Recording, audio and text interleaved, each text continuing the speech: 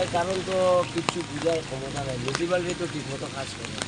Municipality যেগুলো কারণ main সমস্যা হলো আমাদের নালা যেগুলো আছে, নালাগুলো ব্লকই যায়। আর কিছু নালাগুলো যদি পুরানা নালাগুলো যদি ঠিক ব্লকটা ভাঙা যায় তাইলে সব ঠিক আছে। আর নাহলে কাজ তো ঠিকমতো করে ডেইলি তো তারা সকাল বিকাল আসেই কাজ করবে, আর তো কিছু করার না। ড্রেন এইটা লোক আলটিমেটলি জলের এরিয়াই যে সমস্যা, এটা লোক ড্রেন। কারণ আগে তো এটা হয়েছিল না, আগে তো ড্রেন আছে মোটামুটি ভালো, কিন্তু কাল আমরা মাস্টার ড্রেন হয়েছে, ওটা হয়েছে কাল করিমগঞ্জে যেটা মাস্টার ড্রেন হয়েছিল ফার্স্ট, এই মাস্টার ড্রেনে যে আটটা টাউন কোন জায়গায় জল নাই, সব জায়গায় জল আছে।